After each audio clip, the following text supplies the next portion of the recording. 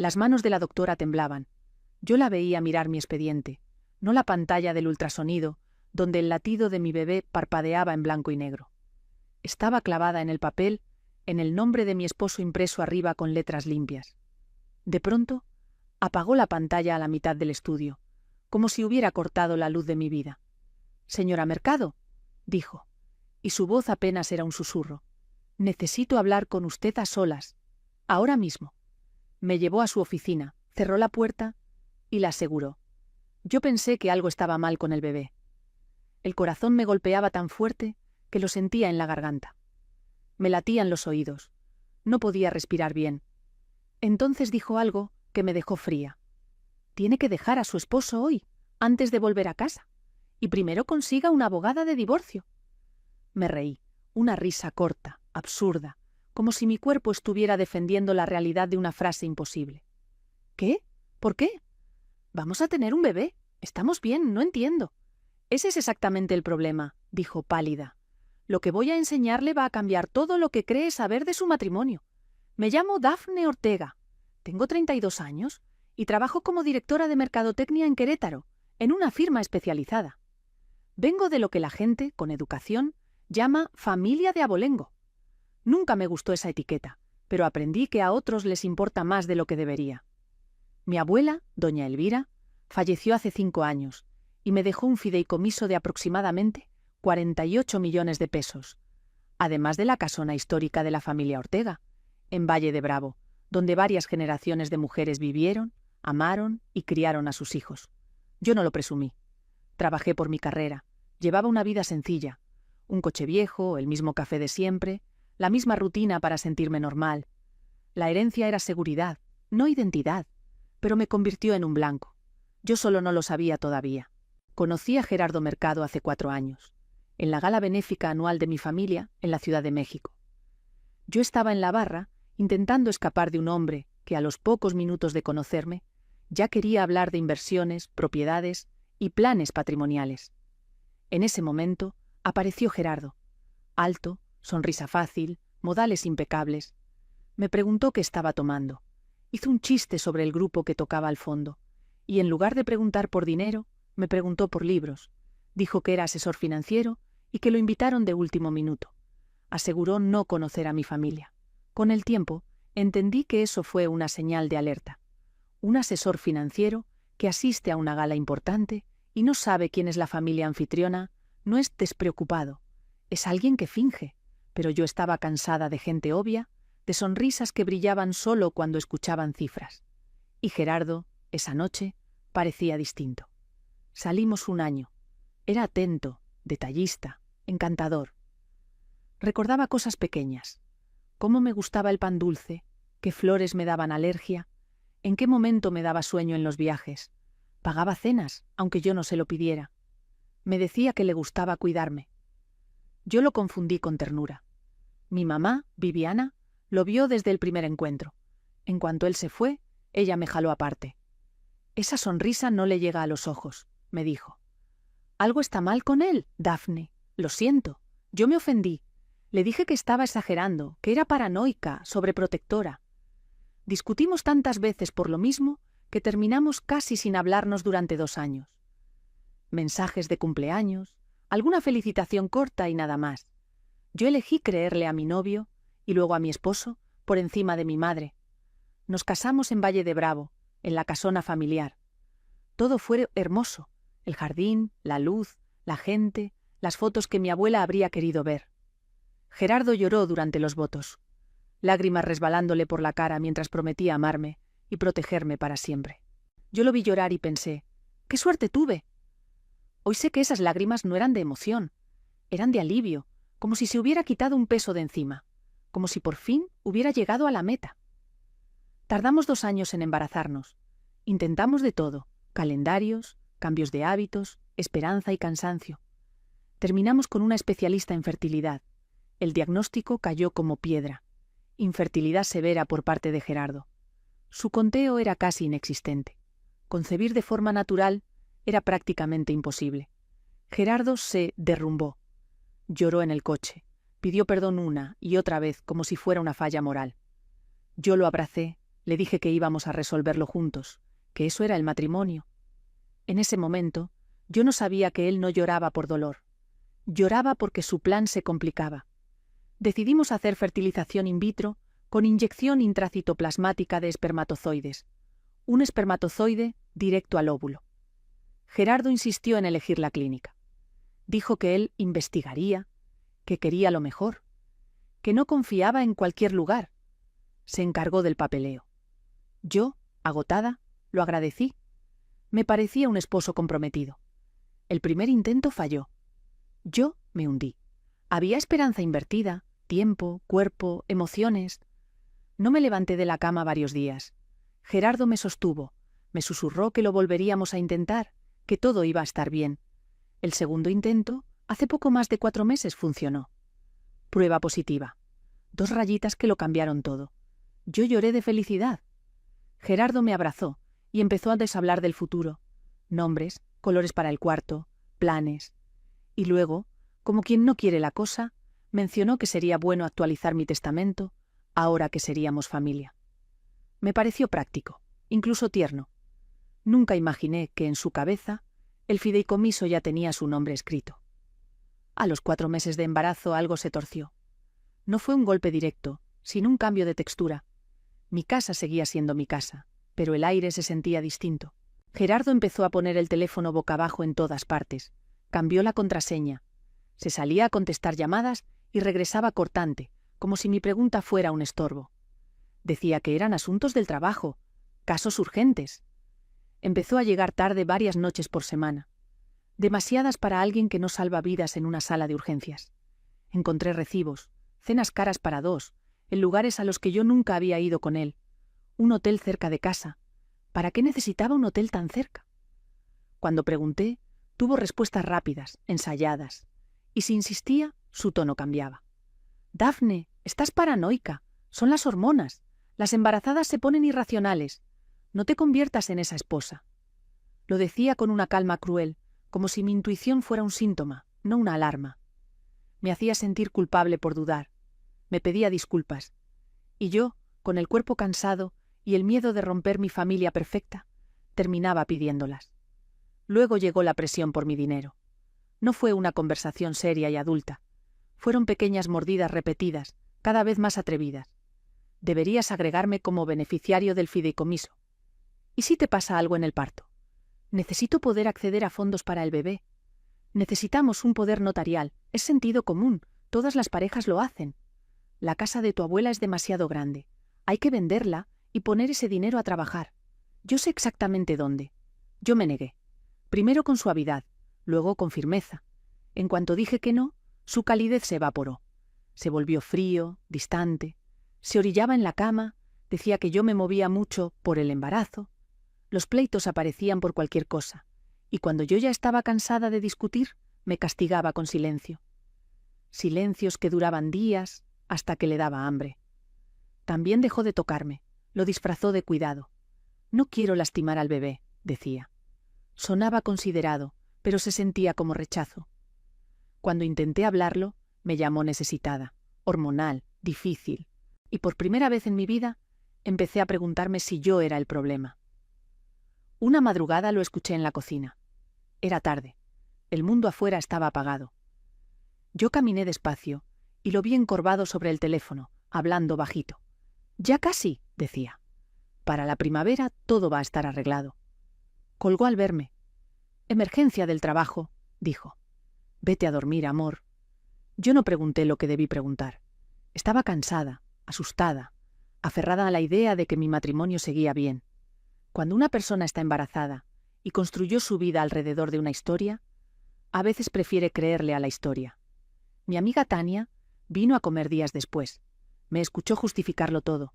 Su presión, su miedo a ser papá.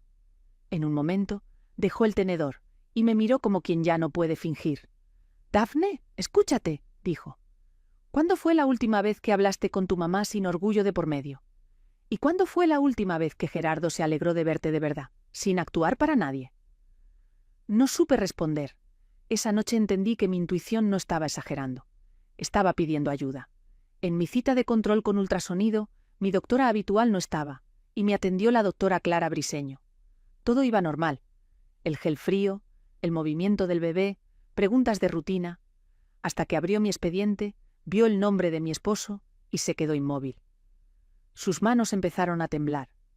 Apagó la pantalla. «Señora Mercado», susurró, «necesito hablar con usted a solas, ahora mismo». Yo pensé en lo peor del bebé. En segundos mi mente se llenó de tragedias, pero Clara me llevó a su oficina y cerró la puerta con cuidado. «Sé lo que hizo su esposo, y tengo pruebas», dijo, sacando una carpeta del cajón. «Mi hermana menor, Mónica, trabaja en la clínica de fertilidad donde ustedes se atendieron. Hace unas semanas llegó llorando a mi casa. Me contó todo. Cuando vi el nombre de su esposo en su expediente lo reconocí. Dentro había registros originales, correos, comprobantes. Gerardo sobornó a Mónica y a un embriólogo para cambiar su muestra por la de un donante. A Mónica le pagó alrededor de 600.000 pesos. Al donante, Diego Sáenz, un estudiante de posgrado de 28 años, le dieron alrededor de 300.000 pesos. Diego creyó que era un arreglo privado. Cuando supo la verdad, se enfureció y aceptó cooperar. Yo me quedé sin aire. Mi embarazo, mi bebé, mi alegría, todo estaba sostenido sobre un engaño fabricado a propósito. Clara siguió, con una calma que no le llegaba a las manos. El plan era preciso y monstruoso. Después del nacimiento, Gerardo quería alterar los registros para que pareciera que el ciclo de fertilización había fallado y que después concebimos de forma natural. Luego propondría una prueba de ADN en tono tierno, como un recuerdo para enmarcar. Al salir que él no era el padre biológico, algo que él ya sabía desde el inicio, me acusaría de infidelidad. Nuestras capitulaciones matrimoniales tenían una cláusula de infidelidad. Si él probaba que yo lo engañé, buscaría una penalización de varios millones de pesos, además de despojarme de derechos sobre mi patrimonio y demandar daño moral. Yo quedaría como la culpable, él como la víctima. Y había más. Clara me dijo que, buscando por su cuenta, encontró que Gerardo tenía deudas de apuestas por más de 3 millones de pesos. Viajes de trabajo que en realidad eran para jugar. Deudas con prestamistas que no se caracterizan por la paciencia. Y el dinero de los sobornos lo sacó desviando recursos de sus clientes en su despacho, de a poco, escondido entre movimientos pequeños para no levantar sospechas. No era un esposo con exceso de trabajo. Era un hombre desesperado, ahogado, dispuesto a destruirme para salvarse y, de paso, quedarse con lo mío. Me quedé sentada mirando los papeles. Primero fue el shock, frío y paralizante. Luego la negación, esa necesidad absurda de encontrar un error que arreglara todo. Pero no había error. Y a medida que leía, mi historia se reescribía con tinta oscura. La gala en la Ciudad de México no fue casualidad. Las lágrimas de la boda no eran amor. La insistencia en elegir la clínica no era cuidado. Era control. Entonces algo se acomodó dentro de mí. Una calma dura, como piedra. «Él no sabe que yo sé», le dije a Clara. «No», respondió. «Mi hermana no se lo dijo a nadie. Yo solo lo conecté hoy al ver su expediente. Necesito copias de todo. Y necesito hablar con Mónica». Mi mano se fue al vientre. Mi bebé era inocente. Yo ya lo amaba. No iba a permitir que él convirtiera a mi hijo en un arma. Volví a casa con la cara neutra. Sonreí, lo abracé y dije que todo estaba perfecto. Le enseñé la foto del ultrasonido. Me disculpé por mi paranoia, usando la misma palabra con la que él me había humillado. Vi cómo se relajó, convencido de que seguía controlándolo todo. Esa noche durmió tranquilo. Yo no dormí, yo planeé. Al día siguiente busqué a una investigadora privada, Rosalinda Aguilar, ex policía de investigación. La elegí porque su mirada no pedía permiso. Le conté todo, no se escandalizó, tomó notas. Cuando terminé, dijo: «Su esposo cometió errores. Los hombres que creen que nadie los alcanza, siempre los cometen. Yo me encargo». En pocos días confirmó lo que faltaba: deudas por apuestas, desvío de dinero y una relación extramarital con su asistente. Cenas, hoteles, mensajes, cargos, nada ambiguo. También encontró un antecedente. Años atrás, en Guadalajara, Gerardo intentó lo mismo con otra mujer con patrimonio. Ella, Carolina Azuara, aceptó declarar. Dijo que se había quedado callada por vergüenza, pero que ya no le debía silencio a nadie. Me reuní con Mónica en una cafetería lejos de nuestro círculo. Estaba destrozada por la culpa. Tenía las manos frías, la voz rota. Perdón, repetía. Yo sabía que estaba mal. Necesitaba el dinero, y él parecía tan seguro. Yo respiré hondo. Necesito una cosa, le dije. ¿Vas a declarar oficialmente? Sí, respondió. Diré todo, bajo protesta de decir verdad. El embriólogo, al saber que Mónica guardó registros y que el donante cooperaba, también decidió colaborar para reducir consecuencias. Su valentía no era noble. Era miedo. A mí me bastaba. La llamada más difícil fue a mi mamá. 2 años de silencio caben en una sola palabra. Vergüenza. Mamá, tenías razón, perdón. Yo esperaba un te lo dije. Ella solo preguntó, ¿qué necesitas, mi vida? En poco tiempo me conectó con una abogada de divorcio y con gente de la fiscalía especializada en fraudes. Mi abogada revisó todo y fue clara. Había elementos para proceder, y la cláusula que él quería usar contra mí ahora podía volverse contra él, porque él era el infiel y el autor del plan. Semanas después le propuse a Gerardo una celebración previa al nacimiento, en la casona de Valle de Bravo, con familia y amistades cercanas. Le brillaron los ojos. Quería público, quería testigos, quería un escenario para su cuento. ¡Qué gran idea!, dijo. ¡Yo ayudo! No, sonreí. Tú descansa. Yo me encargo. Yo me encargué, sí. Evidencia organizada. Mi abogada presente. Diego y Mónica listos para hablar. Carolina, dispuesta a confirmar su historia. Agentes esperando el momento. La tarde fue bonita por fuera. Jardín arreglado, mesas, música suave, copas que brillaban. Por dentro, yo era una cuerda tensada. Gerardo se movía entre la gente como si fuera dueño del lugar. Sonreía, abrazaba, ponía la mano en mi vientre para las fotos, actuando al futuro padre perfecto. Y como yo sabía que haría, sugirió la prueba de ADN delante de todos, con voz alta, como si fuera un gesto tierno. ¿Y si hacemos una prueba de ADN? Dijo. La enmarcamos para el cuarto del bebé. Sería un recuerdo precioso. Incluso podríamos verla aquí, hoy, como parte de la celebración. Hubo murmullos de aprobación. Su mamá se llevó la mano al pecho. Su papá sonrió, orgulloso. Yo fingí dudar, lo suficiente para que él creyera que el guión era suyo. Luego caminé hacia el espacio de brindis y tomé el micrófono. Sentí que el mundo se hacía silencio, como si el jardín completo contuviera la respiración. Gracias por venir, dije. Esta tarde es para celebrar, pero también para decir la verdad. Saqué la carpeta. Mi esposo quiere una prueba de ADN. Yo también quiero verdad. Aquí está. Le expliqué sin gritar, con calma, con documentos. Mi esposo sobornó a personal de la clínica para cambiar su muestra por la de un donante, sin mi conocimiento ni consentimiento. Planeaba acusarme de infidelidad para cobrar una penalización millonaria, quedarse con mi patrimonio y destruir mi nombre. Mostré registros y comprobantes. Diego confirmó el pago y el engaño. Mónica se identificó como la enfermera sobornada y dijo que ya había declarado. Luego añadí lo demás: el desvío de dinero del despacho, las deudas de apuestas, la relación extramarital y el antecedente en Guadalajara con Carolina. Gerardo intentó interrumpir, con esa voz que usaba para hacerme dudar. Dafne, estás confundida. Es el embarazo. Su madre, con la voz rota, le preguntó si era cierto. Él abrió la boca. No pudo mentir con la misma facilidad frente a una montaña de pruebas. Entonces entraron los agentes. Gerardo Mercado queda detenido por su probable responsabilidad en delitos relacionados con fraude y desvío de recursos. Tiene derecho a guardar silencio y a comunicarse con su defensa. Lo esposaron ahí, frente a su familia, frente a sus amistades, frente a la historia que él había ensayado durante años. Mientras se lo llevaban, me rogó que pensara en la familia. Yo lo miré y respondí: «Ya lo hice». Después vino el silencio y luego el aire. Mi mamá me abrazó. «Estoy orgullosa de ti», dijo. «Tu abuela también lo estaría». A Gerardo le dictaron prisión preventiva por riesgo de fuga. Sus deudas y sus prestamistas lo volvían impredecible. Su asistente desapareció al día siguiente. El despacho confirmó el desvío y presentó denuncias. Carolina declaró. La carpeta creció y con ella el caso. El divorcio avanzó rápido. La cláusula que él quería usar contra mí terminó volviéndose contra él. Y aunque le saliera el orgullo para pelear, no tenía con qué.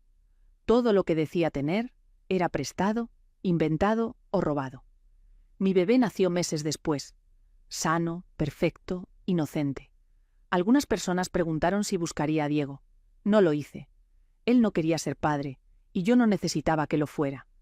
Mi hijo tendría amor, presencia y una familia que se mantiene de pie. Aprendí algo simple. La familia no es una prueba. No es un papel. No es un resultado. La familia es quien se queda, quien aparece, quien te elige cada día. Mi mamá me eligió incluso cuando yo no lo merecía. Y yo elegí a mi bebé, sin condiciones.